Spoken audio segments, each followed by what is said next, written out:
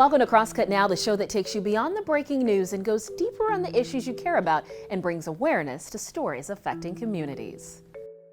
In today's episode, a Seattle fine art photographer channels his childhood memories for his first West Coast exhibit debut. Plus, we'll look into how Redmond parishioners are hoping to bring awareness about the bloodshed in their homeland of Armenia. And a community group near SeaTac Airport is fighting to keep a recreational area preserved for their neighborhood.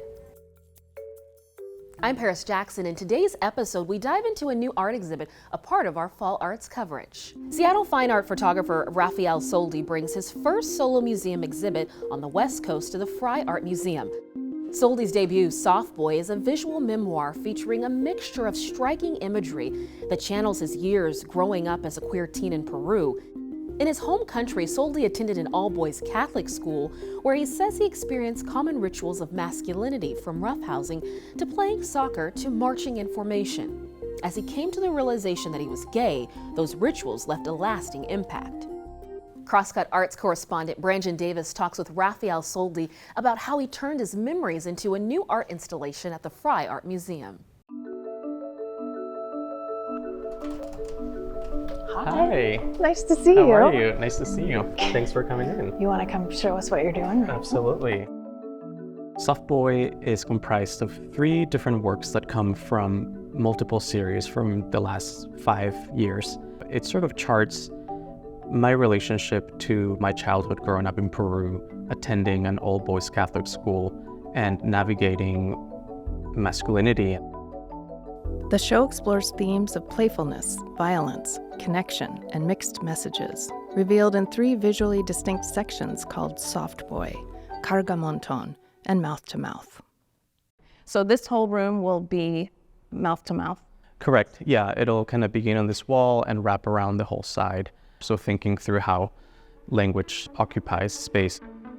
I think when you learn a language in the beginning, it all feels very rigid. You know, for me, there was English and there was Spanish and there's this duality. And as you start to exist in both worlds, you realize that language is actually really fluid, that we add new words and we add new meanings to fit the times.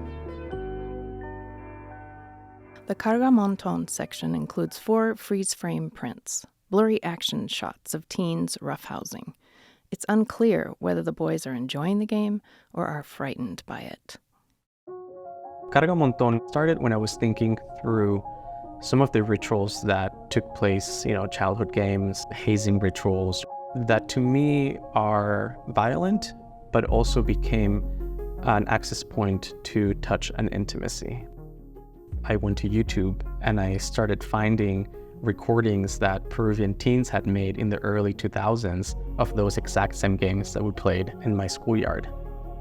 I started taking screen grabs or moments, stills from those films that I felt captured how I felt in those moments as a young queer person.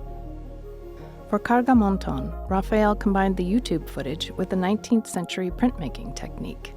Working with master printers in Mexico City, he etched the screen grabs into copper plates and created images that are degraded and fuzzy, like memories.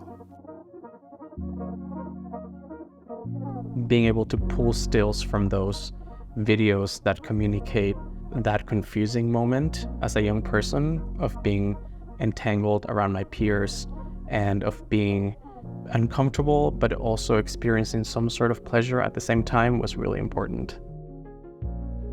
So for the 3-channel video installation, you are essentially bringing those still images to life. So tell us about how you did that.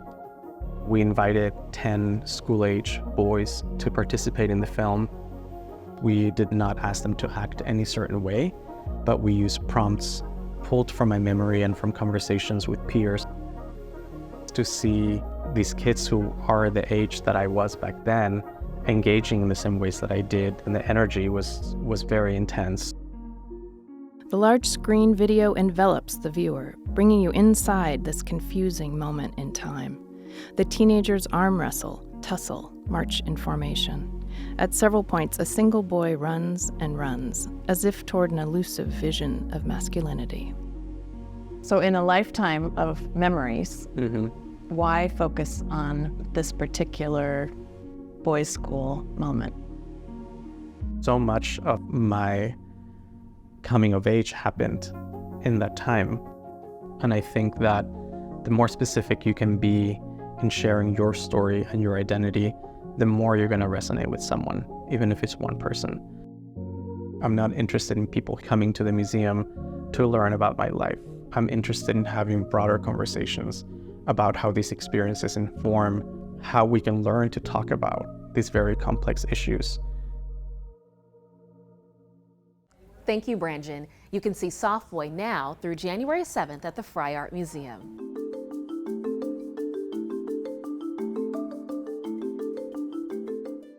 A Redmond congregation wants to draw attention to the war in their homeland of Armenia. More on what they're doing to help. Parishioners in Redmond, Washington are hoping to raise awareness to what is happening in their ancestral homeland of Armenia.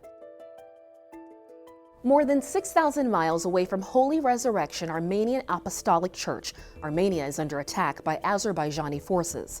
The small country of less than 3 million people is facing threats on all sides from its neighboring oil-rich nations. The violence and intensity of the attacks on Armenia has spurred the members of the church into action, raising funds and sending resources back to their homeland. Holy Resurrection's Reverend says in the end, the result is that innocent people are dying, and he's trying to do his best to open the hearts and eyes of people to see what is happening. Russia is Armenia's most powerful ally. As Russia continues to attack Ukraine, Armenians say Azerbaijani forces are using this opportunity to attack with increasing intensity.